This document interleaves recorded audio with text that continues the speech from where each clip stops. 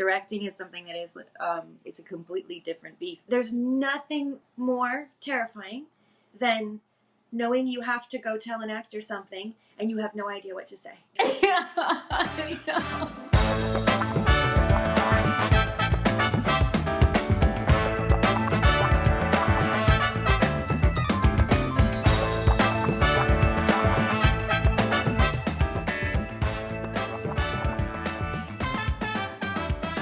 You guys shut down for a bit. You were in the middle of shooting season 4, and were you just about to get ready to shoot one that you were directing? Yeah, I actually had started. I'd done about a day and a half, but I'd done all the prep, and then we shot for 2 weeks, and a day and a half of that was me directing, and then we shut down from March 13th till September. Oh, so not because somebody got sick, but just because all of a sudden there was lockdown because the pandemic and everything was locking down.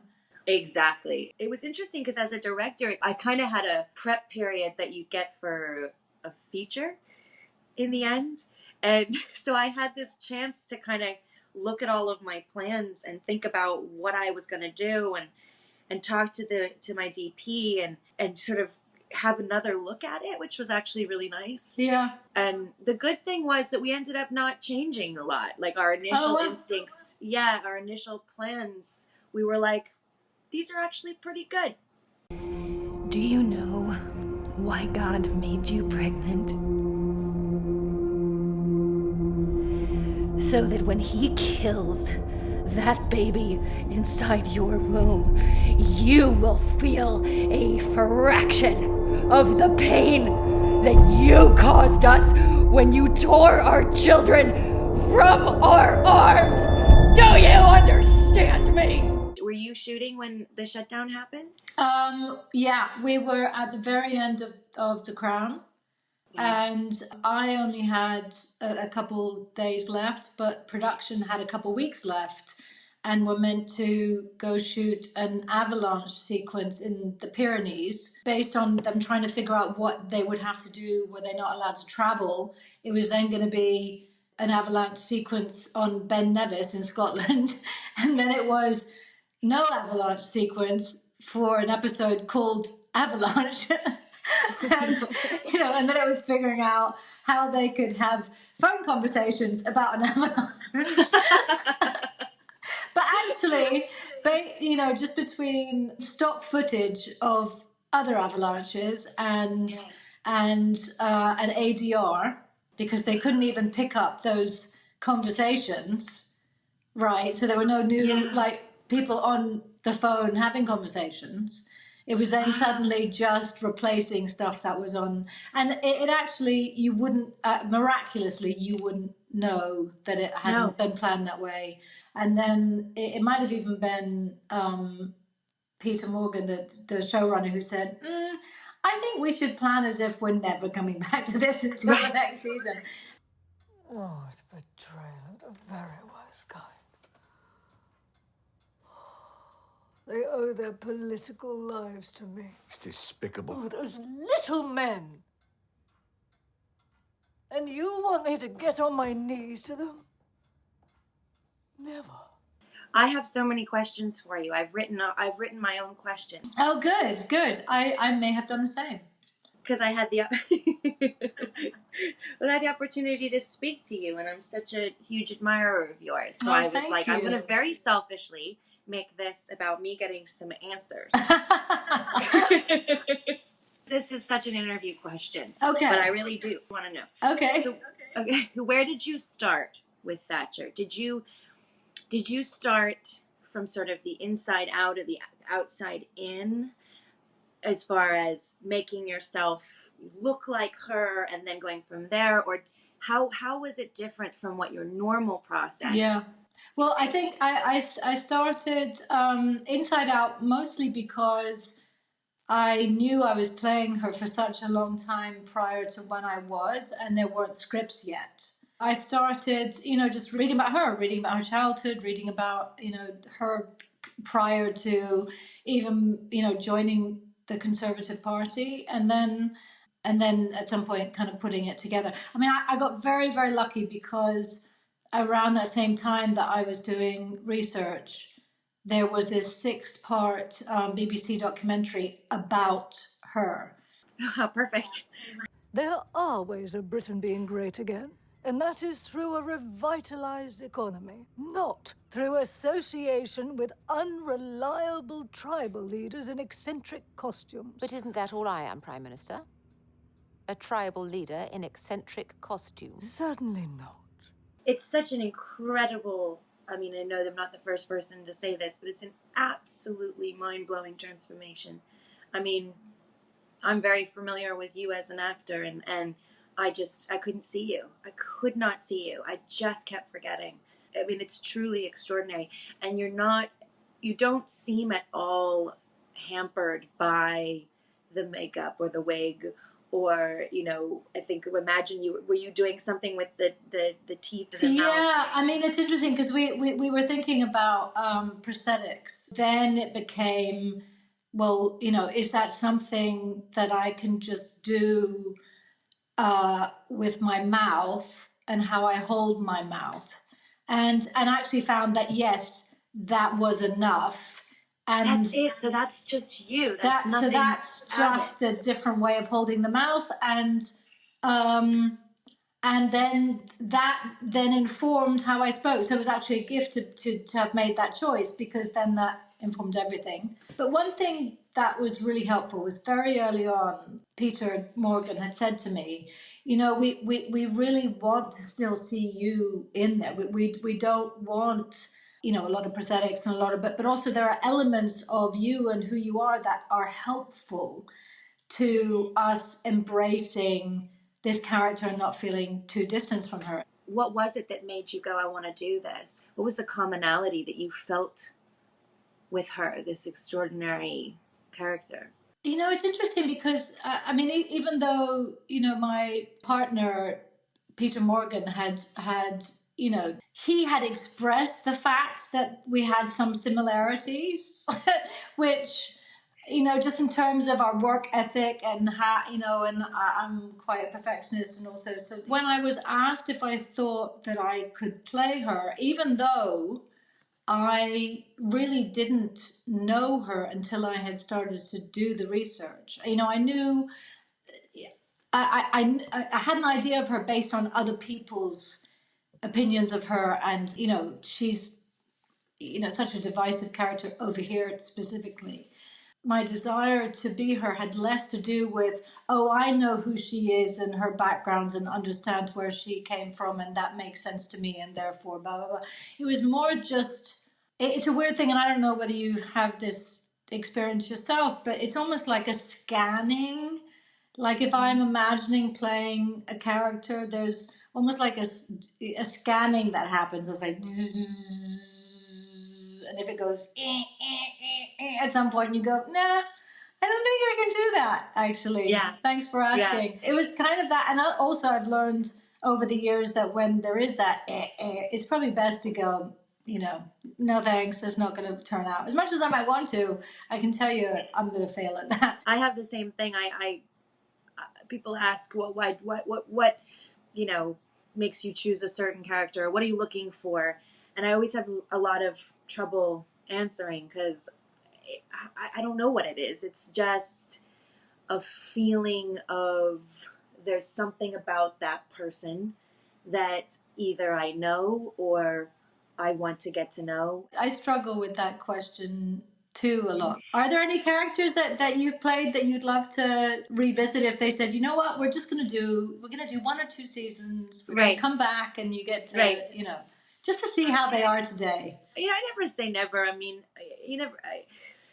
I don't know if Peggy, I kind of like where we left her on Mad Men. I like that we left in that, it was from 1960 to 1970. I kind of feel like I know what would happen to her. I'm not sure it would be terribly interesting. I think she became creative director of the agency and worked the rest of her life as she wanted to. But never say never, I guess. I think the one I would like to play, I'd go back to, is Top of the Lake, the thing I did with Jane Campion. We had always kind of talked about it being 3 seasons, and so that's one that I think there's actually definitely more story to tell. Yeah. I Yeah. could What definitely about see you? that. I mean, I know you did return. I think probably with The Fall, and that's something we are in discussion about, is I did a series called The Fall.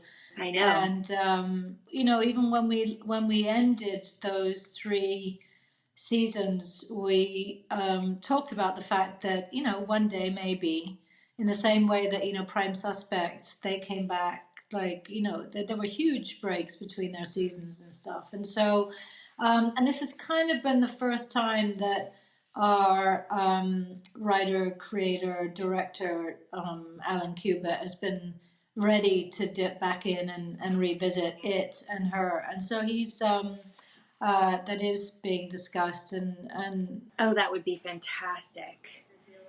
That would be fantastic. I'd love to see that. I know a lot of people would. I think it would That's be great. fun. I've got a question for you, which is about having done a couple of long running series in my life, and you've done 4 seasons now of Handmaids. Tell me the challenges and the delights for you of being 4 years into something. I feel like you get something from doing a long running show that you don't really get anywhere else except maybe theater, but you're telling the same story every night. On a show, like on Mad Men, that was 9 years of my life. So that was, 23 to 32.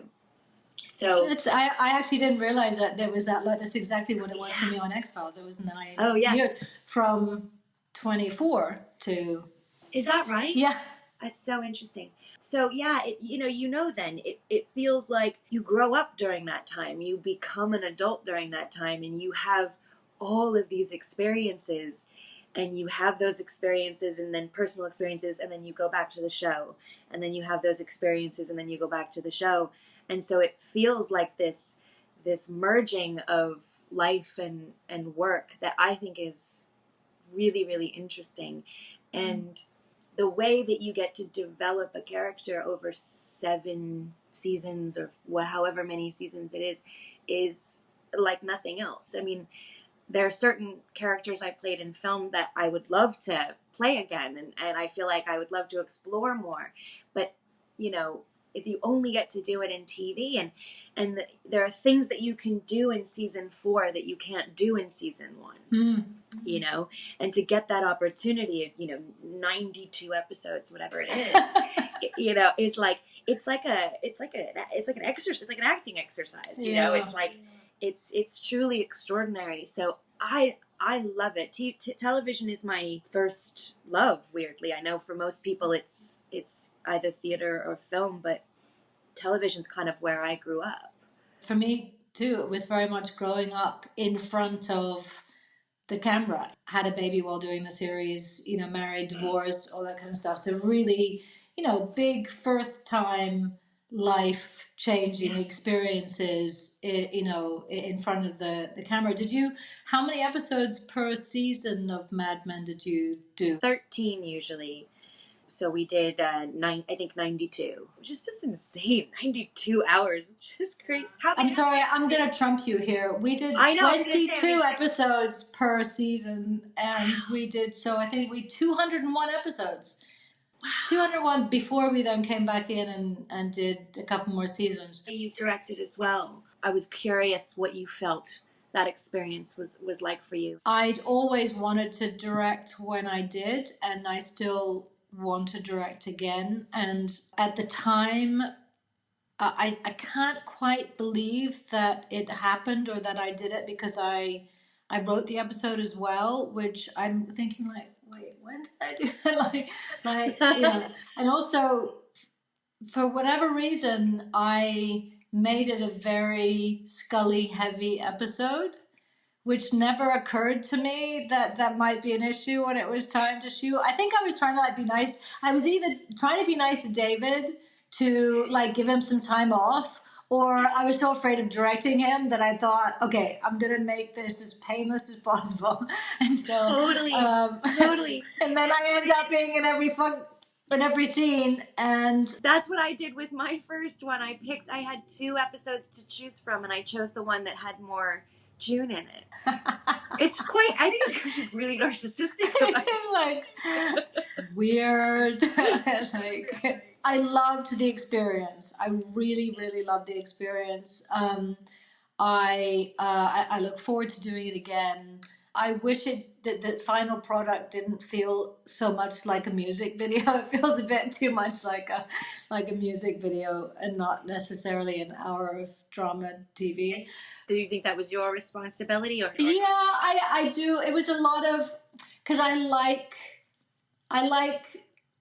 imagery in films. I like space and quiet, and I think I was interjecting a lot of that. And I also love music, and so there's a pretty good soundtrack to that one with like Moby and blah blah. Anyway, so but also one thing I didn't even think about, which I cannot believe, and yet it happens, is I hadn't thought in advance what I wanted from the actors. I just assumed it would naturally come and that it would be easy, like, because I'm an actor, that in the day I'd know what to ask of them and how to direct them and stuff. And I hadn't actually actively worked out what each scene needed from the performances to drive the story forward. I know exactly what you mean. It's like you feel like, oh, that part's easy. Like, I know how to do that. I think about everything else, plan everything else out, Yes, but that'll come. Everything else is so difficult. The acting will be fine.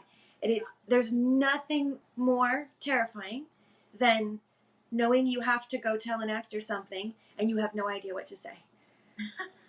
There's nothing more terrifying as you're walking from the monitor to the set and you're like, I have to say something. Yeah, I know. And it's terrible. It's a terrifying feeling. I think I blocked all that out. If I had that happen, I would try to just ask them questions, kind of, which I like as an actor. I like when a director comes up to me and doesn't say necessarily, do this, do that, do this on these lines, but says, how are you feeling about this moment, and what were you thinking about in the previous scene? That I like to be kind of questioned more than told what to do. So I would just do that. Right. I wish that had occurred to me on the day. I think I just went, what great. did you do? Great. That was amazing. I think, do you want to just do one more just for safety? And I think that's probably what I did. That'll work too. Or not. Yeah. It'll at least get you out of the scene. Directing is something that is, it's a completely different beast, right? I mean, it's not, as an actor, you can step in and step out of something. You can do a couple different things at the same time. But as a director, I mean, that's it. That's your life. If a year and a half is, I think, also underestimating slightly. I mean, it can be longer. Yeah. Right. So it is a huge commitment. It really is. Yeah. Countless others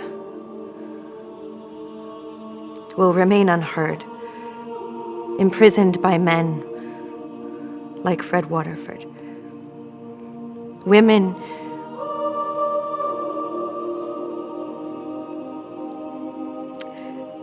my friends,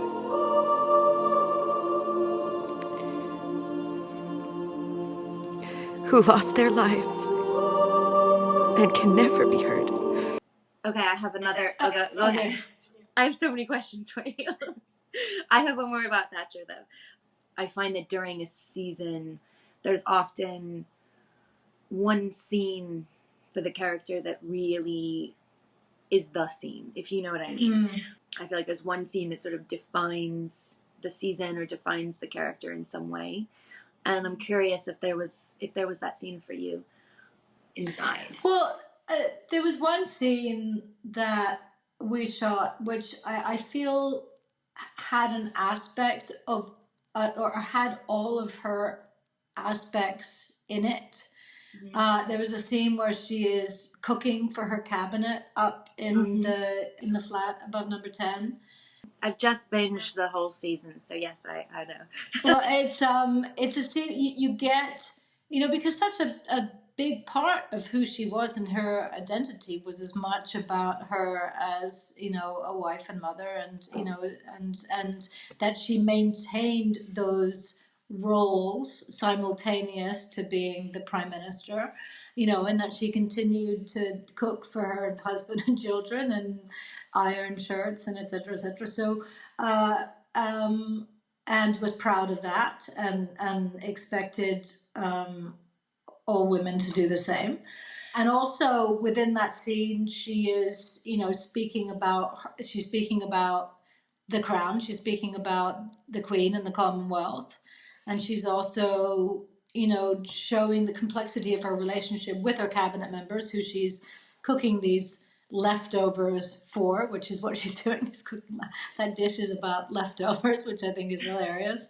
And but she's also talking politics and incredibly opinionated about the Commonwealth. So I feel like that scene actually has a lot of her elements of elements of her personality and her life as prime minister in there. I have a question for you about The Handmaid's Tale. The first season premiered right after Trump came into office, and there's been a lot written about all the parallels of his America and his presidency to Gilead, and I was just wondering whether you thought that Handmaid's Tale would hit differently with Biden as president. We sort of tried this season to take our show to a new place, to kind of fulfill some of the promises that we were making over the past couple of years, and we really tried to kind of imbue a sense of hope and a sense of triumph, a sense of victory, a sense of people coming together, of connecting, and family and relationships. Of course, it's still The Handmaid's Tale, so stuff hits the fan eventually, of course, always, but we really wanted to focus on a new day and a new era in the show. And I think that's, that is something that is on the minds of a lot of people, coming through this pandemic, still being in it, obviously, coming through the election, coming through 2020. I think we felt more than thinking about the direct political parallels and the difference between one with Trump and, 4 with Biden in office. I think we were sort of more focused on the personal side of things and trying to take these characters forward into an even deeper personal place. Since The X-Files, do you feel the television landscape has changed, and how do you feel that it has changed? Oh my gosh. It's just uncomparable. It's just so, I mean, it's, the fact was, when we started, there was, Baywatch and I'm trying to remember what else. To find women of any age on television with brains of any kind was challenging, and so when Scully hit the screens, and Scully and Mulder and their dynamic, and these two young professional brainiacs hit the screens, I think people were just kind of, they were so ready for it, and it was so different from anything that they'd ever seen before. And since that, I mean, not only that, but just in terms of television and the fact that, the way they shot it with, hardly any light, and our flashlights lighting each other, and everything was, just, there was so much about the show that was a first, putting that kind of money into a show, putting that kind of money into the cinematography and the special effects and all that kind of stuff was new. And so there was a lot about it that was that had never been seen before. And then from there followed, whether it was Law and Order or whether it was CSI or, and a lot of duo dynamics of dark-haired men and red-headed women and, talking intensely about, saving the world. That Right. became and still continues to be, a common theme. So, Yeah. so it's changed a lot in that regard. But I also feel like, even beyond the fact that suddenly it became okay to have, a really smart, capable, strong-willed, opinionated woman on television. There was a certain point where, as I was aging with it as well, suddenly it became okay for a woman of a certain age to be a lead in a TV show. That didn't exist before. And then there's just the quality of the writing and the desire, when I was younger, way back when, the idea of doing television was like, that you were doing B grade material. Oh, yeah, completely. Yeah.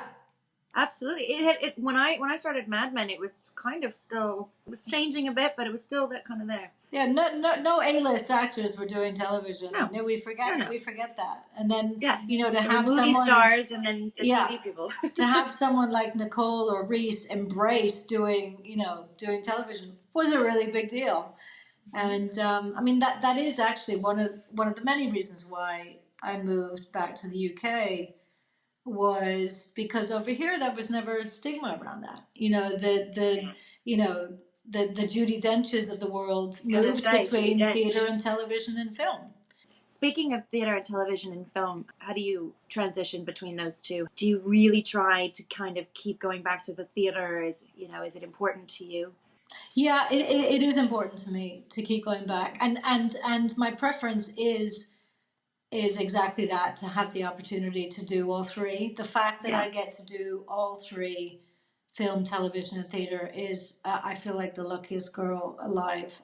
Yeah. I've got one last question for you, because one of my favorite things that you've ever done was The Square. Oh, thank you. I loved that film so much, and slightly started stalking that director for a while after seeing it, and was how did that even happen? How did that happen that you got that? How did that job come about? Well, you'd be great in one of his films. That would be so cool. I auditioned for it. He pretty much auditions all of his actors because there's a lot of improv. There's so much improv. So he sort of writes a very, very long, detailed, like a scriptment. It's like not a treatment. It's like somewhere in the middle. And so what the scene is going to be about generally, but a lot of and sometimes he'll write some lines. But I remember when I got there to Sweden to start shooting, I was being a professional actor, and I thought, I don't have the latest draft of the script. And so I requested it. I said, I need a script. And I was basically told, oh, that won't really be necessary. You'll be fine. And I was like, oh my God, this is my nightmare. I'm not going to know my lines. This is terrible. They're going to give it to me tomorrow on the day.